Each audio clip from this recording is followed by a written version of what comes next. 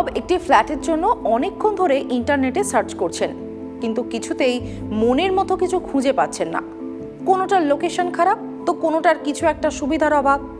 তার পছন্দের কিছু ফ্ল্যাট বড় রাস্তার মুখোমুখি, অন্যদিকে গৌরব একটি এমন ফ্ল্যাট চাইছেন যার কাছে পার্ক রয়েছে। এক কথায় ইন্টারনেটের রিয়েল এস্টেট প্রকল্প দেখে গৌরব বিভ্রান্ত। তার বন্ধু ইউনুস তাকে জিজ্ঞাসা করেন, এতদিন খোঁজার পর কেন কোনো চূড়ান্ত সিদ্ধান্ত নিতে পারছেন না? গৌরব তাকে তার বিভ্রান্তির কথা জানায়, বলে যেখানে বাড়ি পাওয়া যাচ্ছে সেখানে লোকেশন ভালো নয়, আবার লোকেশন ভালো হলেও ফ্ল্যাট তার মনের মতো নয়। এটা শুনে ইউনুস গৌরবকে ব্রোকারের সঙ্গে আলোচনা করার পরামর্শ দেন। গৌরবের মনে প্রশ্ন ওঠে, একজন রিয়েল এস্টেট এজেন্ট বা ব্রোকার কিভাবে সাহায্য করবে? ইউনুস তাকে বলেন, এজেন্ট তার অভিজ্ঞতা অনুযায়ী একটি ফ্ল্যাট খুঁজে বের করে গৌরবকে দেখাবে।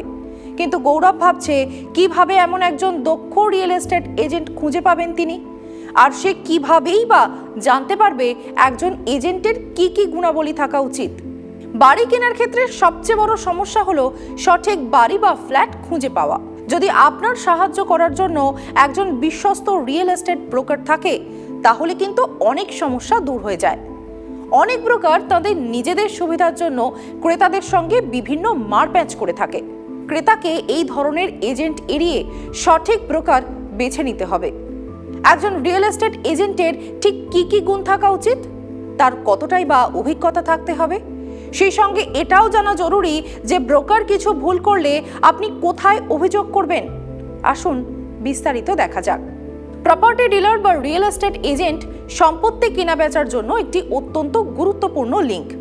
এমন পরিস্থিতিতে ব্রোকার সম্পর্কে রিসার্চ করাও জরুরি। এই বিষয়ে অভিজ্ঞতা অত্যন্ত গুরুত্বপূর্ণ। প্রপার্টি মার্কেটে কাজ করার ক্ষেত্রে একজন ব্রোকারের যত বেশি অভিজ্ঞতা থাকবে ততই ভালো। তার কমপক্ষে 15 বছরের অভিজ্ঞতা থাকতে হবে। এটি ছাড়াও তার পেশাগত যোগ্যতাও আপনার অবশ্যই পরীক্ষা করা উচিত। স্থানীয় সম্পত্তির বাজারে ব্রোকারের দখল থাকা উচিত। এর অর্থ আপনি যে সম্পত্তির বাজারে বাড়ি খুঁজছেন সেই বাজারে তথ্য তার কাছে থাকা দরকার। তাই দেখুন ব্রোকারের এলাকার সম্পত্তির দাম সম্পর্কে ভালো জ্ঞান আছে কিনা, এবং তিনি আপনাকে বিভিন্ন প্রজেক্টের সুবিধা এবং অসুবিধা সম্পর্কে ঠিকঠাক বলতে পারছেন কিনা। এটি আপনাকে যুক্তিসঙ্গত দামে একটি ভালো বাড়ি কিনতে অবশ্যই সাহায্য করবে। অনেক সময় এমনও হতে পারে যে প্রজেক্টের লোকেশন ভালো, কিন্তু নির্মাতার ট্র্যাক রেকর্ড ভালো নয়। ব্রোকারকে এমন পরামর্শ দিতে হবে যাতে আপনার স্বপ্নের বাড়ি কেনা আটকে না যায়। যখন আপনি একাধিক ব্যক্তির সঙ্গে কথা বলবেন, তখন ব্রোকারের জ্ঞান কতটা সেটা অনায়াসেই বুঝতে পারবেন। এজেন্টের সংশ্লিষ্ট এলাকার মাস্টার প্ল্যান এবং স্থানীয় পরিকাঠামো সম্পর্কে জ্ঞান থাকতে হবে। এর মাধ্যমে আপনি একটি ভালো চুক্তিও পেতে পারেন। একজন রিয়েল এস্টেট ব্রোকার বা প্রপার্টি ডিলারকে অবশ্যই সংশ্লিষ্ট রাজ্যের রিয়েল এস্টেট রেগুলেটরি অথরিটি অর্থাৎ রেরাতে রেজিস্টার্ড হতে হবে। রেরা কর্তৃপক্ষ এজেন্টকে একটি রেজিস্ট্রেশন নম্বর দিয়ে থাকে। সম্পত্তি বিক্রি করার সময় এজেন্টকে এই নম্বরটি জানাতে হয়। ব্রোকার ন্যাশনাল অ্যাসোসিয়েশন অফ রিয়েলটার্স বা এনএআর এর মতো কোনো সংস্থার সদস্য কিনা তাও আপনাকে বের করতে হবে। हमेशा देखा गया है कि जो सेल परचेज प्रॉपर्टी की होती है उसके अंदर miss representation, fraud, unfair trade practice जैसे इश्यूज आते हैं। कई बार रियल एस्टेट एजेंट्स जहाँ की हमें high standard of professionalism, honesty और ट्रस्टवर्दीनेस की ज़रूरत होती है, वो कई बार वहाँ नदारद होता है। अगर आपको ऐसा लग रहा है कि सेल होने के कारण यहाँ एजेंट ने कुछ चीज़ें हाइड की हैं और आपको सारी इन्फॉर्मेशन नहीं दी है, तो यहाँ पर आपको रियल एस्टेट एजेंसी से उन इश्यूज़ पे एक बार बात करनी चाहिए। और वहाँ पर अगर आपको सॉल्यूशन नहीं मिलता है तो आपके पास कंप्लेंट करने के ऑप्शंस खुले हुए हैं। आप कंज्यूमर कोर्ट और रेरा जा सकते हैं, और रेरा के अंदर हमेशा वो एजेंट्स भी कवर होते हैं जो रजिस्टर नहीं है, तो आपको चिंता करने की ज़रूरत नहीं है। अगर एजेंट रजिस्टर नहीं है तो भी आप रेरा में जाके उनके खिलाफ शिकायत कर सकते हैं। তিনি যদি কোনো সমিতির অংশ হন, তাহলে আপনি এখানে তার কোনো অনিয়ম থাকলে অভিযোগ করতে পারবেন। একজন ব্রোকারের সঙ্গে কথা বলার সময় তার অতীতের ক্লায়েন্টের সম্পর্কেও জিজ্ঞাসা করুন। কমপক্ষে 4 থেকে 5 জন ক্লায়েন্টের সঙ্গে কথাও বলুন। আপনার বন্ধু, পরিচিত এবং সহকর্মীদের সঙ্গে ব্রোকার সম্পর্কে আলোচনা করুন।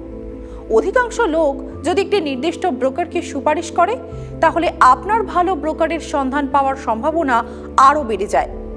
অনলাইনে ব্রোকার সম্পর্কে খোঁজ নিন, তাদের সোশ্যাল মিডিয়া অ্যাকাউন্ট প্রয়োজনে চেক করতে পারেন। एजेंट आपको जब बिल दे रहा है तो साथ में उसमें जीएसटी ऐड करके दे रहा है, तो आपको जीएसटी भी पे करना है और ये हमेशा एक एज अ रिस्पॉन्सिबल सिटीजन आपको पे करना चाहिए।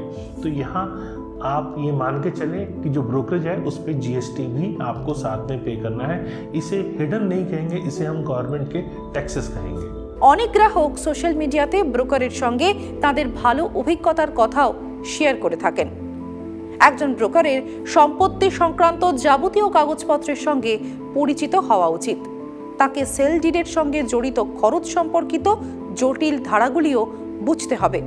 পাশাপাশি আপনাকে এটি সঠিকভাবে ব্যাখ্যা করতেও যাতে তিনি সক্ষম হন সেটিও খেয়াল রাখবেন। যখন ক্রেতা এবং বিক্রেতা বিভিন্ন লোকেশনে থাকে, তখন ব্রোকারের ওপর ক্রেতার নির্ভরতা অনেকটাই বেড়ে যায়। এই ধরনের ক্ষেত্রে উভয় পক্ষই একে অপরের সঙ্গে খুব বেশি দেখা করতে পারে না। ব্রোকারের নির্দেশে তাড়াহুড়ো করে চুক্তি করা হয়, তাই চুক্তিটি সম্পন্ন করার আগে বিক্রেতার সঙ্গে একটি আলোচনা করাও জরুরি। যদি ব্রোকার তা করতে রাজি না হয়, তবে বিভিন্ন বিষয় কিন্তু ভুল হতে পারে। গৌরবের মতোই একজন পেশাদার এবং নির্ভরযোগ্য ব্রোকার আপনার জন্য একটি বাড়ি কেনার প্রক্রিয়াকে আরও সহজ করে দিতে পারে। আপনাকে যা করতে হবে তা হলো এমন একজন ব্রোকার বেছে নিন, তার নিজের সুবিধার পাশাপাশি আপনার সুবিধার কথাও সে মাথায় রাখবে। যদি কোনো ধরনের কোনো সম্পত্তি নিয়ে আইনি কোনো বিরোধ থাকে, তাহলে সেই সম্পত্তি থেকে দূরে থাকুন। ব্রোকার বেছে নেওয়ার ক্ষেত্রে ভুল করলে আর্থিক ক্ষতি ও মানসিক যন্ত্রণা দুইই হতে পারে।